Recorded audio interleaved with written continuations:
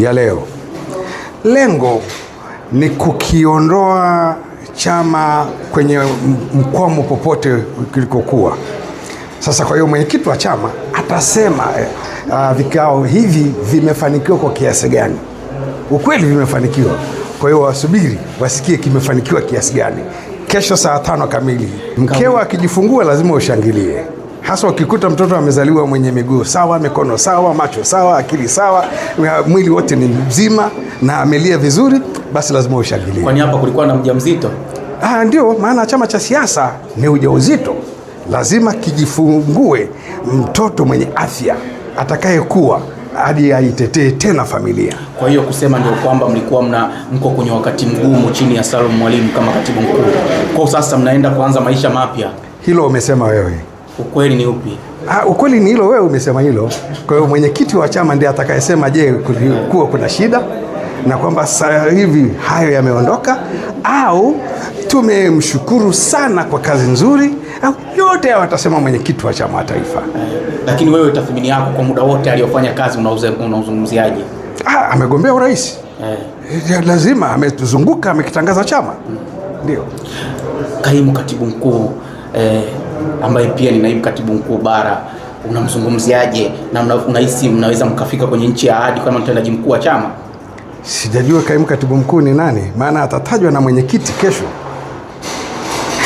Kwa mpaka hivi sasa chama hakina katibu mkuu? Sijajua ni nani. Kesho ndo mwenyekiti, kwa sababu kwa mujibu wa katiba ya Chauma anayemteua katibu mkuu ni mwenyekiti. Tusubiri mwenyekiti afungue bahasha kesho amtaje katibu mkuu ni nani. Unawaambia nini? Je, atakuwa katibu mkuu mpya au atakuwa kaimu katibu mkuu?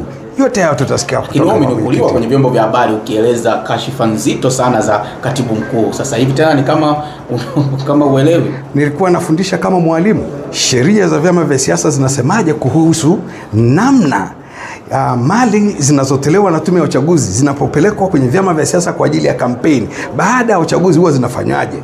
Na kwa ukweli ni hivi, ninukuliwe vizuri sasa. Hata ile gari isharudishwaga tume zamani tu. Kwa hiyo haya yaliyokuwa ni kwa sababu ya kwenye somo lazima uchukue somo kwa upana wake, usichukue kwa kipande. Pia hayo sasa. Upana wake kwamba somo lilikuwa je, sheria zinasemaje kuhusu mali za uchaguzi zitakazotumiwa kwenye uchaguzi. Mgombea urais anapopewa mali fulani yatumie chombo fulani akitumia kwenye uchaguzi, kile chombo baada ya kukitumia, kwa sababu kilikuwa kinatumika kwa ajili ya public umma, kinatakiwa kikimaliza muda wake tume ndio itaipangia kitumikeje baada hapo. Kwa hiyo ulihisi kwamba kuna namna ambavyo mgombea wenu alikuwa anatumia ndivyo sivyo? Hakuna mahali nimesema hivyo, vinginevyo nimenukuliwa vibaya. So, elimu ukisema 2 jumlisha 2 ni 4. Je, umetunga ama umeeleza hiyo equation ilivyotengenezwa toka vizazi na vizazi? Unahisi kuna sheria ilikengeuka na kutoka kwa mgombea wenu katika usimamizi wa mali? Hajakengeuka kama gari imesharudi tume. Shida ilikuwa wapi? Katika maelezo yako ambao unasema unilikulia vibaya. Nilipohojiwa kuhusu gari, nilieleza namna hiyo gari inatakiwa irudi au itupangiwe matumizi mengine. Basi, hamna kingine. Mwandishi alichochukua yeye, amechukua kipande cha ikitumika hivi ni makosa. Full stop. Hakuchukua somo pana lilivyo. Hizi skendo za matumizi mabaya madaraka ndani ya chama cha ukombozi wa umma na kuwepo kwa mgawanyiko zimekuwa zikizungumzwa sana na hata baadhi ya makada ambao hata wale ambao wanaondoka na nini wamekuwa wakijaribu kuyasema haya mara kadhaa. Sisubutu kumfilisi mwenyekiti. Kesho atatolea ufafanuzi kama yapo.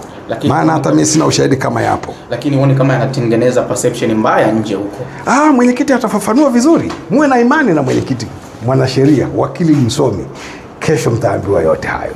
Waandishi wa habari, mje kwa wingi, mje myasikie hayo. Unawaambia nini wanachauma hasa wa Kilimanjaro kule ambako wanajua huko hapa kama mwakilishi wao kwenye ujenzi wa chama? New times, new tides. Stay close to your radio. Asante sana. Tuanze kumetengeneza tension kubwa kwa nini kilikuwa kinajiri. Kwanza mimi naitwa Chiduo David Chiduo, ni naibu mkurugenzi wa uchaguzi organization na kampeni Chauma Taifa. Kwa hiyo tumetoka kwenye kikao hivi tunavyozungumza sasa hizi, na kesho chama kitafanya place kati ya mambo yote ambayo yamezungumzwa ndani ya kikao.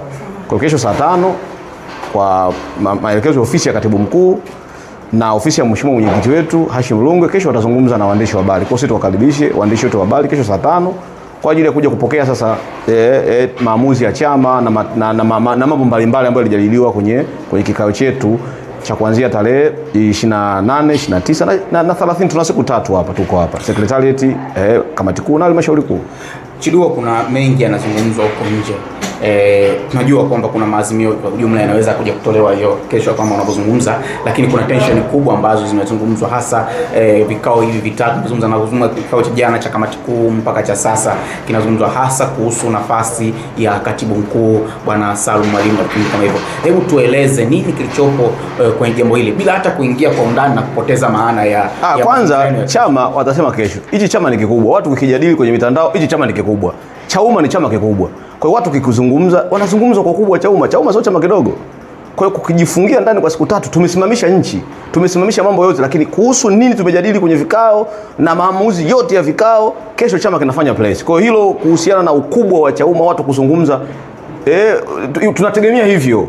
Yaani hichi chama sio tuzungumze tu, wewe mwenyewe ni shahidi, kuna vyama vingapi vimefanya kamati kuu zao siku mbili hizi. Sisi Chauma tumekuwa kubwa kwa sababu chama hichi ni kikubwa. Ila nini tumezungumza kwenye vikao vya siku 3 kuanzia secretariat, kamati kuu na halmashauri kuu, kesho chama kitatoa tamko, tuwakaribishe sana. Pengine hapa ni ukubwa ama ni kuhusiana na kile ambacho kinazungumzwa na hasa masuala ya kuonekana wajumbe hasa wa secretariat tukiwemo na wewe mwenyewe kwamba hamuna imani na katibu mkuu Bwana Salum Mwalimu. Huoni kama issue sio ukubwa wa chama, issue ni hiyo agenda ambayo nyinyi, huyu ni mwenyekiti wenu wa secretariat na nyinyi kusign petition ya kutokuwa na imani nao, ndio story yenyewe. Kaka, hayo mambo ya tumesaini hatuja nini, hayo mambo yote kesho chama tutatoa ufafanuzi. Mimi sio msemaji wa chama. Na sisitiza hichi chama kikubwa. Nyinyi mko hapa mmekaa toka asubuhi mpaka saa hizi, mko toka asubuhi kwa sababu ukubwa hichi chama. Si ndio? Hichi chama ni kikubwa. Kwa hiyo ukubwa wa chama hichi unaakisi mambo yote ya chama ni makubwa. Kwa hiyo mimi nafikiri ufafanuzi zaidi kesho tunawakaribisha saa 5 mje mzungumze.